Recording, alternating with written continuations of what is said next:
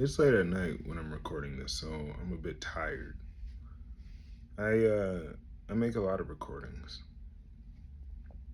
and they help me deal with the trauma, the PTSD, not just only of the military, but even before that. Sometimes when I'm laying down at night and I'm listening to music, I watch stories play in my head, and it, I feel like God. I feel like what it is such a powerful feeling. Like I get to create this world or this story, but I'm also just watching it play out. At the very same time, it's such an incredible happiness. What it's like to feel like God. It's like you can make a self insert of a person. You can be anything, do anything. But then, as you start to build in the story, as you start to make borders, as you start to make lines, you start watching the story. You start to just be a witness. And that story can tell so much. It's everything about you, it's every emotion, every experience you've ever had. It's its own thing, and you want other people to see it. That's like where art comes from. I had made a story in my head about a person with a goofy superpower and a terrifying background. There's a book that I've been making for a while, and one of the scenes in the book, the uh, the main character, his name is Bo. He he fights off this gang. He's fighting off like just these random guys uh, that are trying to that have the girl that he's interested, her necklace, and he confronts them. He grabs the necklace. They beat him up. They beat him really bad, and they shoot him. And as he's going back to the apartment to give the necklace to the girl that he loves, or he says he loves so much, he's on the stoop and he's inching to the door and he sees the girl that he claims that he loves making love to a man that she was just complaining about, that she was venting to him, and he witnesses this, and he turns back limping, bleeding out, and falls into a gutter and almost dies. He's rescued. You see him cut in and out to him being in the hospital or him being picked up, um, rushed into the ER, surgeries, tubes, and all he can think about is this woman while he's holding on to this necklace. What does it mean? What was the purpose? Why? And I had created that scene, and multiple times have I used it for different characters, but what does it mean to me? I remember when that scene became relevant. It's a combination of many different scenes, like movies, but truly the expression and feeling. When you think that you love someone and you want someone to love you the way, and that emotion isn't reciprocated, it's not some revenge plot. There's not like after just surviving, there's not like a, oh, she's gonna regret it. He's going to make her pay. I think that the feeling is worse because it's not about them. It's about yourself. What do you do? And I've seen that scene so many times And the pain still gets to me. I remember when I first thought about it when I was a young single kid, and even now, it takes me back to that place because it was, seeing his eyes well up with that pain, that realization, that understanding, holding something that you once thought was your ticket, now your burden. That pain, it doesn't leave. Now it has a different tone for me because I currently have a girlfriend. I am in love with my girlfriend. So why? It takes on a different era, a different breath because it still exists. That pain is it doesn't exist for me. It's like I could say, oh, I made that scene when this girl broke my heart, true. But now I'm like, that's not me. I can see that it's based on me, but it's not me. That's that's Bo. That's that own his he's his own person.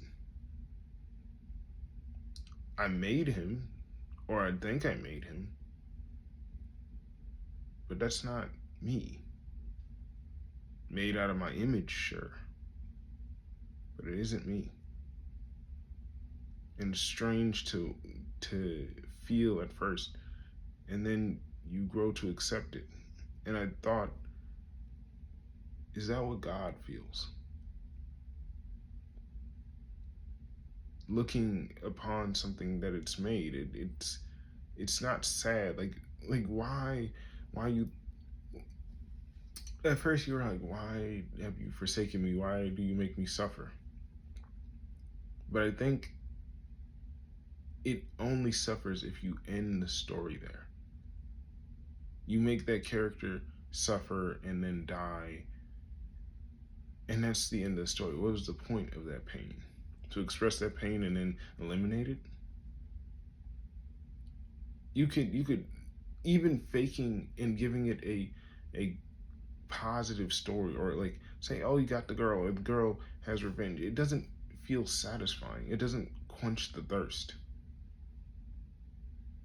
I think that Bo, to me, demands the story to go on.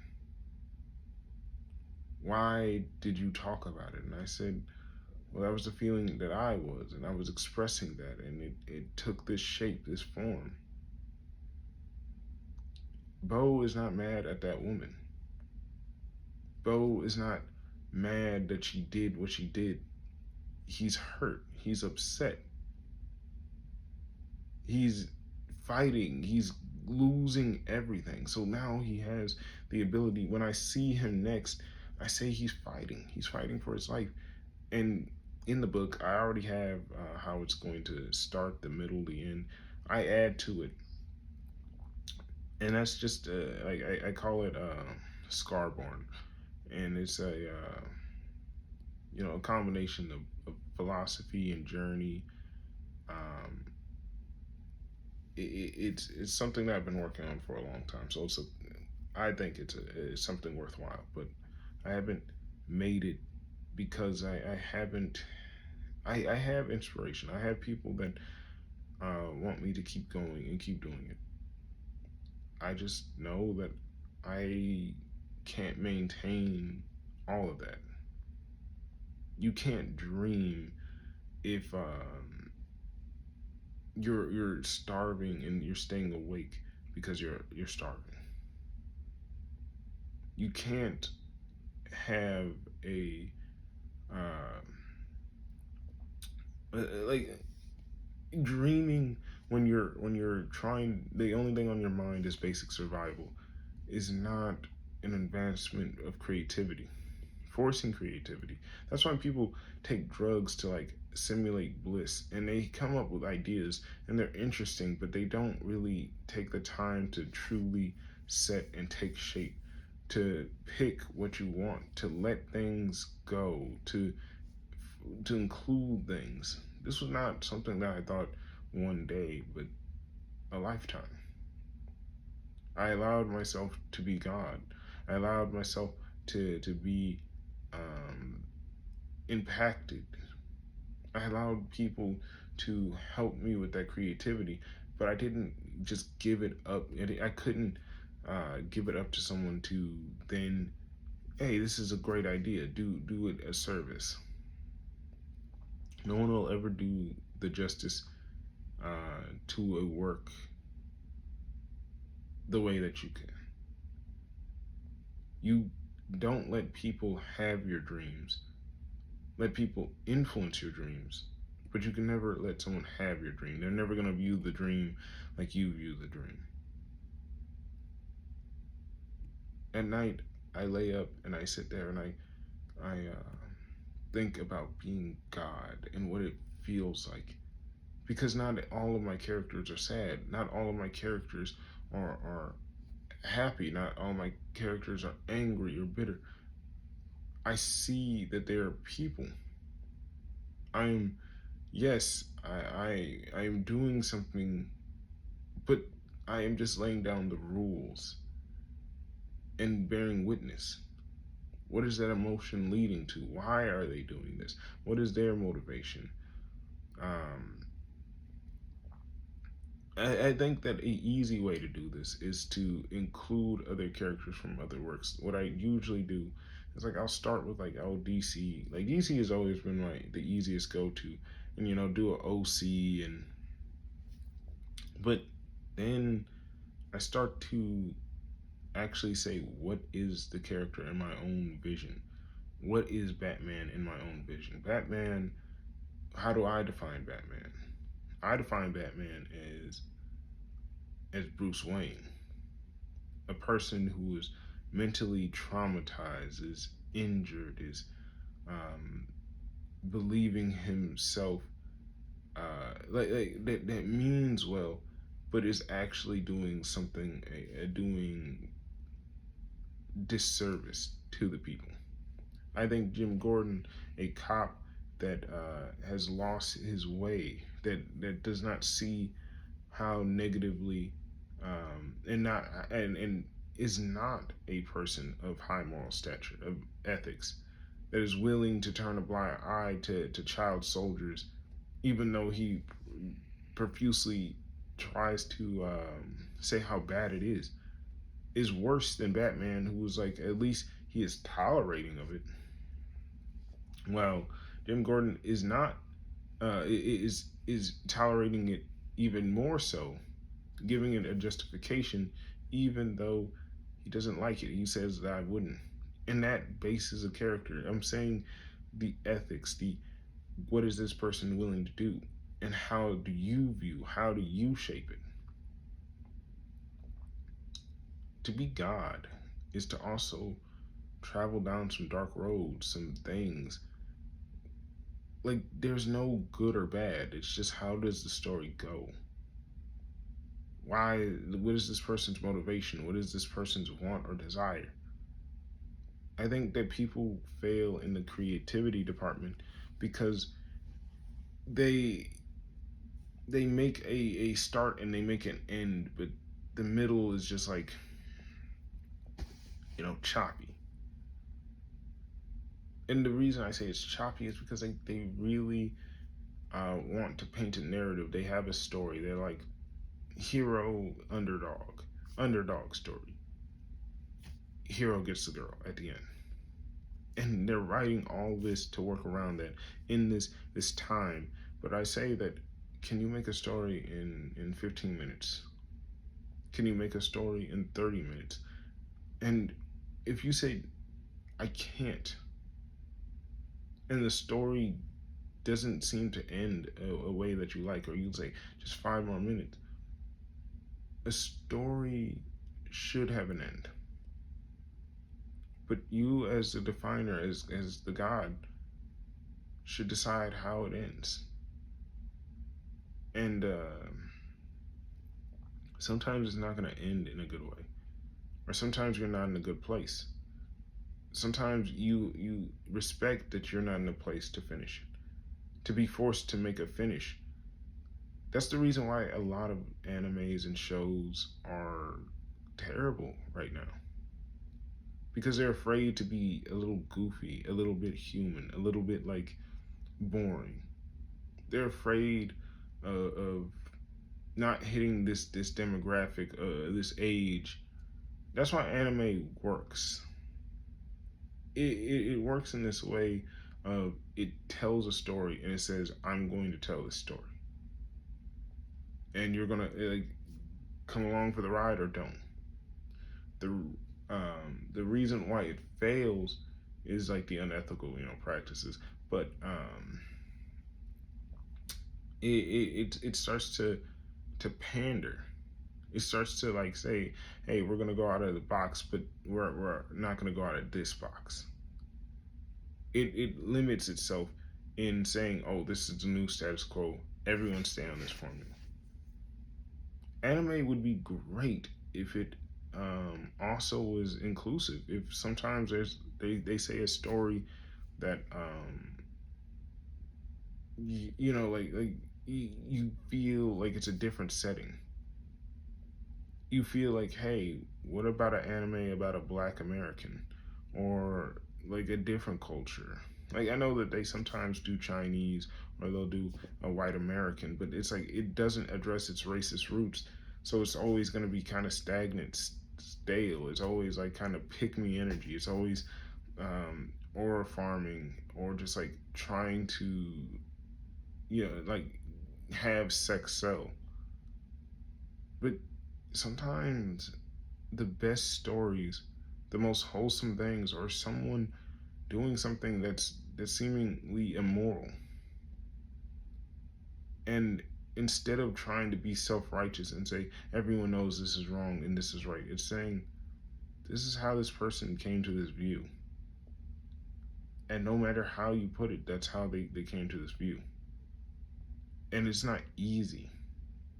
Sometimes you see something and it's messed up and you have to process it. Sometimes you're in a situation that's not so clean cut, or it needs a lot of different perspectives, and it still doesn't feel satisfying at the end. I make this because I wake up in these thoughts and I want to cry. I want to bawl my eyes out, even though my life is good, because I'm stressed. I'm stressed that these stories will never get to come out, that I'll never get a chance to write them down or speak about them, and people will actually listen to it. I'm stressed because it feels like me versus a time bomb, because I'm waiting for the bills to rack up, a debt to hit, um, and I don't think that I'm smart enough to penny pinch my way out of it this time. I ran out of options in that way. And I just said, well, let me do what I love for however long I have to do it. That's why I like to record. I'm scared of dying. I'm scared of not living more. I'm afraid that it's not that I don't want to have kids. There's no point of having kids to die. It's no point of having kids to not actually teach my kids about who I was, who I am, what I wanted to do. To say like I tried to live my dreams but it failed, it's not gonna fail for you. I can't teach someone how to live their dreams if I never lived my dreams. I'm not doing this because I'm selfish, or you can frame it as I'm selfish. I'm doing it because I don't believe that they'll know how to succeed unless I actually succeed, and I can say, yeah, that's succeeding. You look like you're succeeding. You look like you're going the way that you need to go. I feel that energy. I'm saying that I'm not a failure in the sense of like I have the dream, the idea. I just I know I can't do it by myself. And I don't want to preach hope or faith to something that I haven't yet witnessed that miracle of. It's not that I don't believe in it. I just haven't witnessed it yet. And I'm hoping for that day. I'm hoping for people to truly, genuinely reach out to a place where they see the authentic me and authentic people come and they get out of their shell and they can feel that type of energy. But I've seen sparks of it, but I feel like people could get more. Like I felt like, oh, a little taps. But I'm saying that I want to see someone overcome their racist ideological programming and actually like just engage or heck just be authentic. I don't need the facade anymore. I just heck in the world of bots, someone saying, yeah, this was long winded, but it's interesting. There's a concept there. They can see how tired, how dedicated. I don't need someone to glaze me. Oh yes, and I need someone to acknowledge who I am, so I can feel like I can keep going. So I can feel like I matter. I'm worth it. Like I believe it within myself, but you just believing it within yourself is nice. That's step one. But having others agree with that fills you with a confidence, a happiness that never seems to end. A day of like, yeah, I did that. A reminder of like something cool you did in middle school or elementary school, or don't you remember this one time that someone just did something so authentic to you. I remember even when I was a kid, there was this cool, amazing kid in the fifth grade, and this is how you know this was we were pre cell phone era, pre technology teachers.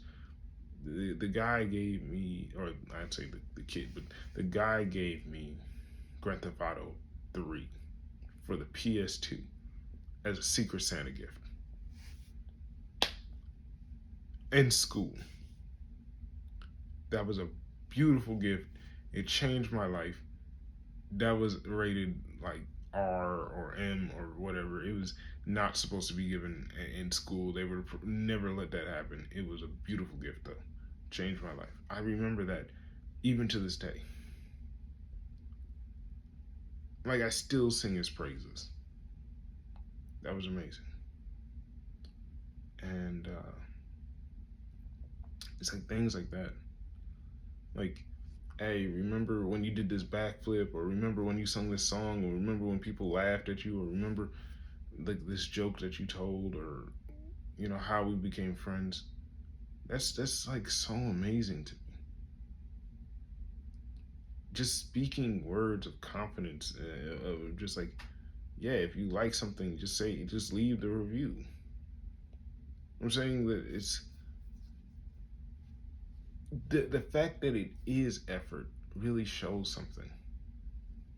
Like I'm not saying make false. Like if you don't feel like actually saying something, don't say anything. But like when someone does go out of their way and actually compliments me on what I'm doing, it does keep me going. It does speak to me. I might not say every name, and I might not be able to get to every name at that time, but it does. That's why I do the work. So I'm like, one day I'll have the time to sit down and actually meet the list where I can say, yes, I'm good, and how can I help you? How can I return that favor? That pushed me. That little inch pushed me a little bit. That extra gust of wind. Like I want to tell my story. I don't want to sit there on a podcast and sit there and talk about everybody else. Unless I'm like, first I got to talk about myself. First, I gotta like confess my sins. First, I gotta be the person that I want to be, able to like face it. So I'm trying to be authentic. I'm trying to speak the words of truth, of power. I'm tired. Even right now, I like to do this at night, at midnight, when I'm exhausted, so you can see that when a person is tired, they speak the truth. It is me going and saying, I am being as truthful as I can. I don't have the energy to lie. I'm not trying to take a nap, come up and um, fake a smile or fake staring at you in your eyes. I don't want to. That you'll see that my mannerisms, my actions are a bit of the same even when I'm sleepy or awake. But this is just me trying to be as authentic, as truthful. Even my words sometimes start to become stale of just like that's the only thing that I can think. It keeps repeating. It keeps going. Be authentic. Be authentic. In the hopes of one day I can rest. I can sleep with confidence and wake up with confidence and not afraid that I'll lose everything. That I'm doing the right work to keep it up, and I can rest that way. That I can see the world. That I can step out of that shell. That I don't have to think when I'm 30. I'm that's when I'm gonna start my life. That's when I'm gonna um, no, I don't have to do any more devastating tragedies. Like I can experience some bad things without it being traumatizing, without it being devastating, without it draining my entire bank account. Like I showed that I'm willing to risk it all, but I don't have to do it again. I'll never need to be in that situation again because I showed that I was willing to do it then. I don't need to keep doing it to know that I've learned that lesson. With that being said, I'm done.